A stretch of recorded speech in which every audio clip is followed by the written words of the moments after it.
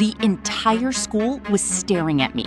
Someone had just played a video on the giant screen in the auditorium, and in that video, I was laughing about how I had accidentally become the most popular girl in school. I literally stole her identity, I said in the video, and nobody even noticed. The room went completely silent.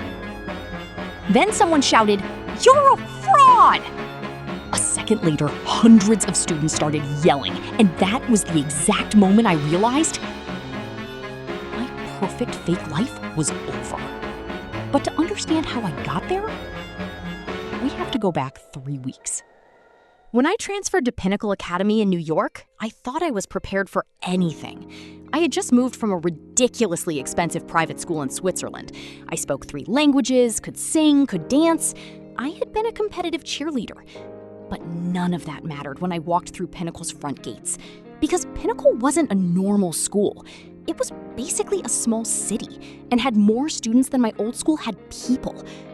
I stood there, holding my schedule, completely terrified. Then I heard 2 girls whisper behind me. "That's her."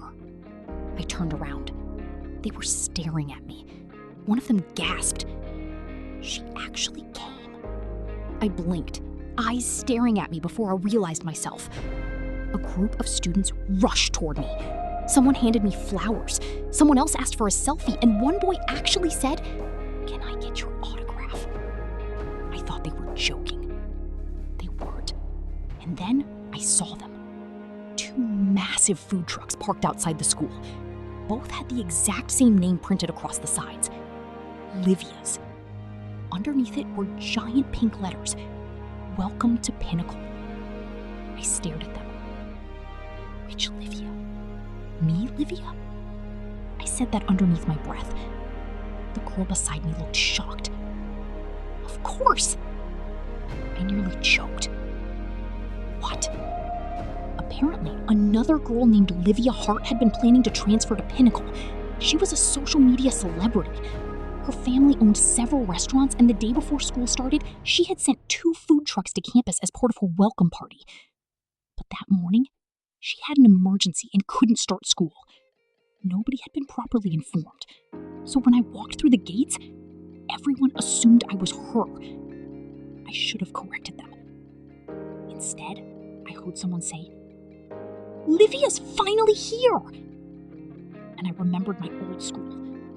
The whispers, the laughing, the girls who used to hide my backpack, the boy who once poured juice over my uniform because he thought it was funny. I had spent years being invisible. And now, suddenly, everyone wanted me. A girl hugged me. Another asked me to sit with them at lunch. A senior invited me to the VIP section of the cafeteria. Then, the student council president smiled and said, "We've been waiting for you." I smiled back and said the first lie. "Yeah, I've been looking forward to this too." By lunchtime, I was sitting at the most popular table in school. 2 cheerleaders asked if I wanted to audition. A boy named Mason slid into the seat beside me. "So, Switzerland? What's the craziest thing you guys did there?" I froze. Then, I remembered a school tradition from Switzerland. At my old school, we'd have midnight breakfast parties before exams. Everyone stared. "You had breakfast at midnight?" "Yep," I said in a "what am I saying" manner. The table exploded with excitement. "We have to do that!" a guy shouted from behind. I smiled. Definitely. That night, someone posted, "New girl introduces Switzerland's midnight breakfast tradition." It got 40,000 views. The next morning, everyone wanted another idea. So I gave them one. A themed hallway takeover. Then another, a student versus teacher karaoke battle. Then a secret senior scavenger hunt. Every idea I had learned at my old school suddenly became a Pinnacle trend. And because everyone thought I was Livia, they treated every word I said like it was genius. Soon, people weren't asking what I thought. They were asking what I approved. Within 2 weeks, I was running the cheerleading club. I even convinced the principal to let students organize a giant outdoor concert. People started calling me the Queen of Pinnacle. And I loved it. Maybe too much. I started dressing differently, talking differently, walking differently. If someone interrupted me, I'd glare at them. If a girl disagreed with me, I'd say, maybe that's why nobody invited you. The first time I said it, everyone laughed. The second time, they laughed again. The third time, I realized I had become the kind of girl I'd once hated. But I didn't stop, because being feared felt better than being bullied. Then, one afternoon, something happened that nearly destroyed everything. I was sitting in the cafeteria when a girl ran toward me. "Livia, your food trucks are back!" I smiled. Of course they are. She pointed toward the window. 2 brand new trucks had arrived. But these were different. They had a huge golden crown printed on the side.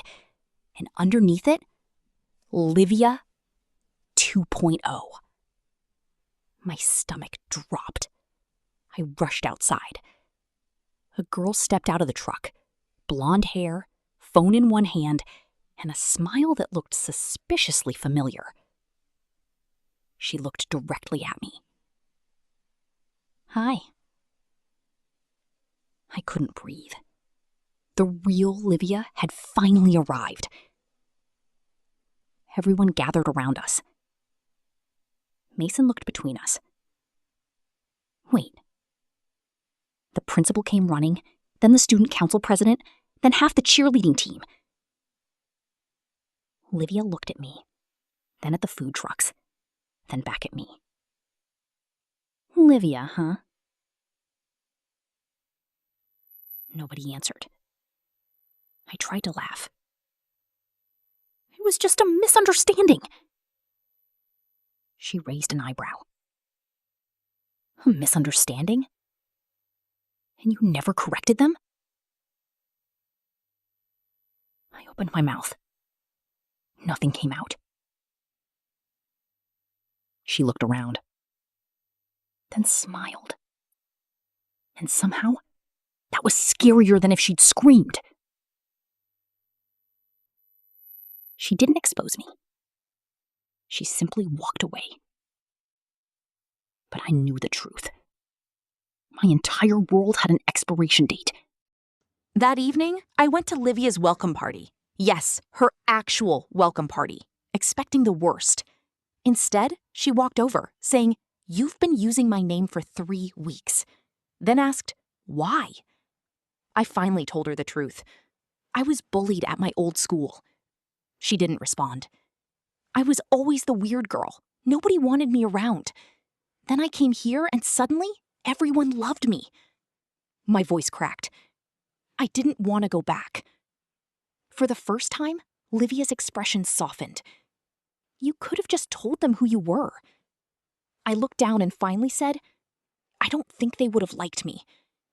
That answer hurt more than anything. But then she said something worse. "Let's find out." The next day, I decided to come clean. But before I could, a video exploded online. It was me, laughing, talking to someone at a party. I was drunk on confidence and bragging. I basically became Livia by accident, I said. I learned all these cool traditions in Switzerland, pretended they were my ideas, and everyone believed me. I laughed. I could probably convince this school I'm royalty. The video had been recorded secretly, and now it was everywhere. Students were reposting it, parents were commenting. When I walked into school the next morning, people moved away from me. Nobody spoke. Someone whispered, "Fake." Another person said, "She used everyone." My friends wouldn't even look at me. The girl I'd once insulted in the cafeteria walked past me and said, "Guess the queen got dethroned." I deserved it, but it still hurt. By lunchtime, the principal called an emergency assembly. I walked onto the stage alone. Hundreds of students stared at me. The principal handed me the microphone. I looked at Livia sitting in the front row. Then I looked at everyone else. I lied. The room stayed silent. I lied about who I was and am. I lied about where the ideas came from. And I acted like I was better than everyone because I was terrified you'd realize I wasn't. I swallowed. But here's the part I don't want anyone to misunderstand.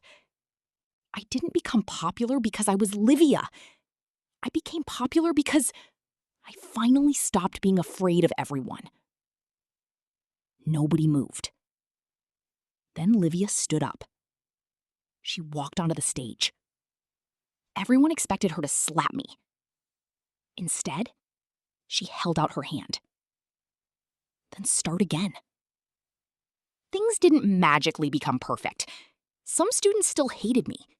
Some never trusted me again. And honestly, I understood. I also lost my position in the cheerleading club.